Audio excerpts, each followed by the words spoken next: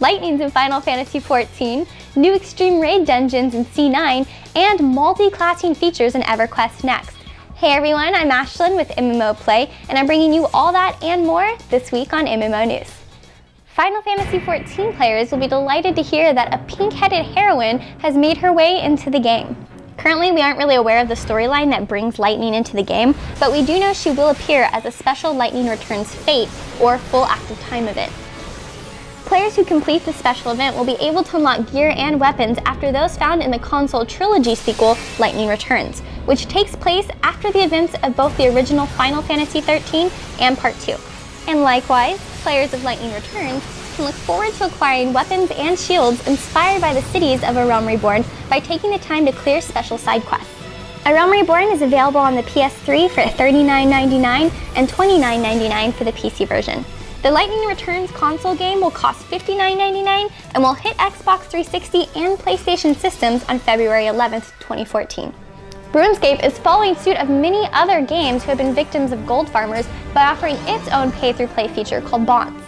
Bonds currency lets players grind for membership subs and many other previously paid perks while eradicating the third-party gold farmers. Executive producer Phil Mansell explains, the launch of the Bonds for RuneScape is a really positive move, which will improve the game's economy. He adds, by introducing Bonds, millions of dedicated players will now have the choice to fund their membership and other services for free through the exchange of in-game wealth for Bonds. The Bonds feature is modeled after similar features in other games like the gyms in Guild Wars 2 or Plex and EVE Online and Rex and Rift. Being a way back when RuneScape player myself, it makes me pretty happy and excited to see that the game is still evolving and growing. The anime-inspired RPG Ultimate Naruto by Ice Games officially went into open beta this week. Fans of the anime series can now journey through ninja school as their favorite characters and form their own path as the ultimate ninja. The game promises to combine the classic elements of the anime while adding its own features such as the varied ninja school class system. The different types of ninjas will learn at different schools, and there are 3 schools to choose from: ninjutsu, taijutsu, and genjutsu. Each discipline comes with its own distinctive features. Aside from fighting, players can look forward to preparing ramen dishes at the noodle bar and raising their very own chakra monster. The monster feature will place a tailed beast in your possession to be raised and nurtured. It gains an additional tail for every 10 levels until it transforms into the 9-tailed beast. To celebrate the beta launch, Ice Games is having a special Facebook event where players can earn huge in-game packages when the page reaches the 3,000, 5,000, and 10,000 likes milestones. Earlier this week, C9 released its long-awaited second raid for the Extreme Dungeon, Seal of Burdel. The first raid went live a few months earlier and introduced 3 new raid bosses, Kryos, Moloch, and the Rebecca twins. Now players will have an even more formidable foe to take on, and this one can't be killed. Burdel is pretty much the most powerful boss in the game, and since he can't be killed, players have to seal him back in the magical prison from where he escaped. Players level 62 and up who think they have what it takes to defeat the Fire God can find the Extreme Dungeon in Sarad, the 5th continent of Glenheim. Players who do defeat the raid boss will have a chance at acquiring mythical accessories that unlock additional powers when the set is complete.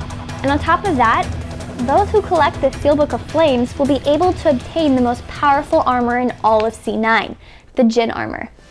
This week is a big week in the esports world because DreamHack and MTGX are slated to build a dedicated esports studio. That's right, the companies have signed a multi-year partnership to broadcast esports on MTG's video-on-demand websites and TV channels. The soon-to-be world-class studio in Stockholm will produce and air wide ranges of esport leagues and tournaments. The studio plans to broadcast esports content 7 days a week, 365 days a year, starting this autumn.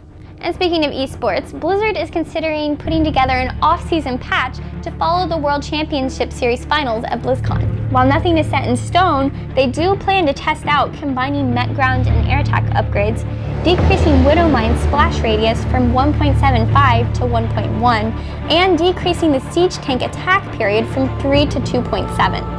They're also considering decreasing the Oracle cost from 150 over 150 to 150 over 100, increasing Dark Templar's movement speed from 2.813 to 3.375, and to have Roach speed upgrades also increase the Burrowed Roach's movement speed from 1.41 to 2.25. Again, keep in mind that these are not confirmed changes and that the development team is open to any feedback and suggestions on the Battle.net forums.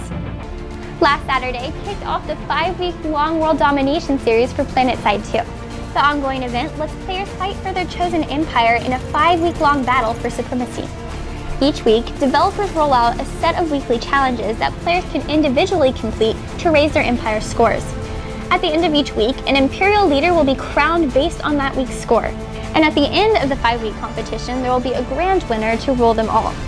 The scores will be added up across all servers to determine the weekly and grand winners. Active members of the winning faction for each week will receive a 3-day 50% XP booster, and the grand winners will get unique Empire decals and exclusive character titles. Despite the criticism of the community, Sony Online Entertainment has decided to move forward with the multiclassing feature. Throughout the game's development, player polls have played a huge role in the decision-making for the development team to ensure that the final product is for the fans.